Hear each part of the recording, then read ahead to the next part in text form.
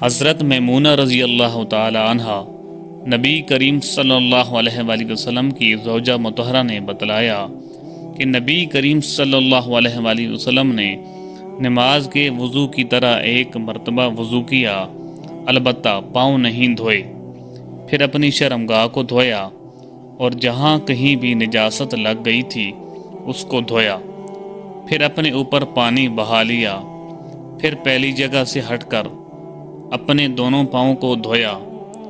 آپ کا غسل جنابت اسی طرح ہوا کرتا تھا۔ صحیح بخاری حدیث نمبر 249۔ حضرت عائشہ رضی اللہ تعالی عنہا سے روایت ہے کہ میں اور نبی کریم صلی اللہ علیہ وآلہ وسلم ایک ہی برتن میں غسل کیا کرتے تھے، اس برتن کو فرق کہا جاتا تھا۔ صحیح بخاری حدیث نمبر 250۔ ابو سلمہ اور حضرت عائشہ رضی اللہ تعالی عنہا کے بھائی حضرت عائشہ رضی اللہ تعالی عنہا کی خدمت میں گئے۔ ان کے بھائی نے نبی کریم صلی اللہ علیہ وآلہ وسلم کے غسل کے بارے میں سوال کیا تو آپ نے سا جیسا ایک برتن منگوایا، پھر غسل کیا اور اپنے اوپر پانی بہایا۔ اس وقت تک ہمارے درمیان اور ان کے درمیان پردہ حائل تھا۔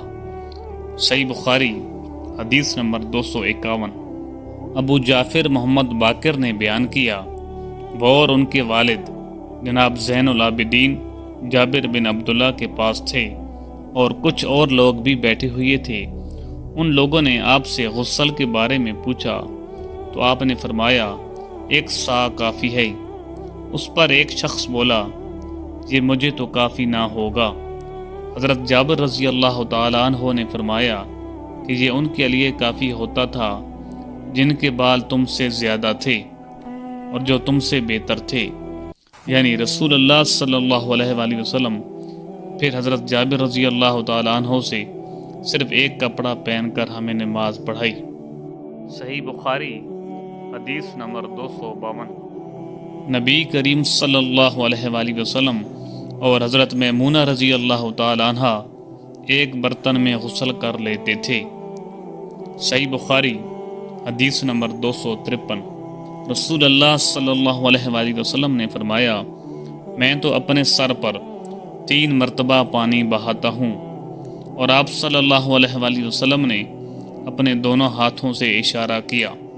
صحیح بخاری حدیث نمبر 254۔ حضرت جابر بن عبداللہ رضی اللہ تعالی عنہ نے فرمایا کہ نبی کریم صلی اللہ علیہ وآلہ وسلم اپنے سر پر 3 مرتبہ پانی بہاتے تھے۔ صحیح بخاری حدیث نمبر 255۔ حضرت جابر رضی اللہ تعالی عنہ نے بیان کیا کہ میرے پاس تمہارے چچا کے بیٹے، ان کی مراد حسن بن محمد ابن حنفیہ سے تھی، آئے اور انہوں نے پوچھا کہ جنابت کے غسل کا طریقہ کیا ہے۔ میں نے کہا کہ نبی کریم صلی اللہ علیہ وآلہ وسلم 3 چلو پانی لیتے اور ان کو اپنے اپنے سر پر بہاتے تھے، پھر اپنے تمام بدن پر پانی بہاتے تھے۔ حسن نے اس پر کہا کہ میں تو بہت بالوں والا آدمی ہوں۔ میں نے جواب دیا کہ نبی کریم صلی اللہ علیہ وآلہ وسلم کے بال مبارک تم سے زیادہ تھے۔ صحیح بخاری حدیث نمبر 256۔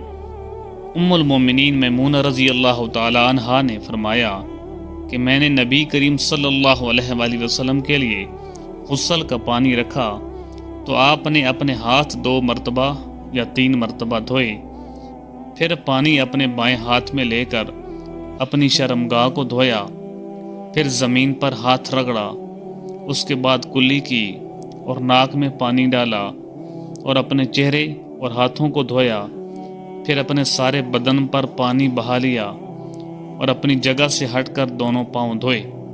صحیح بخاری حدیث نمبر 257۔ حضرت عائشہ رضی اللہ تعالی عنہا نے فرمایا کہ نبی کریم صلی اللہ علیہ وآلہ وسلم جب غسل جنابت کرنا چاہتے تو حلاب کی طرح ایک چیز منگاتے، پھر پانی کا چلو اپنے ہاتھ میں لیتے اور سر کے دانے حصے سے غسل کی ابتدا کرتے، پھر بائیں حصہ کا غسل کرتے، پھر اپنے دونوں ہاتھوں کو سر کے بیچ میں لگاتے تھے۔ صحیح بخاری حدیث نمبر 258۔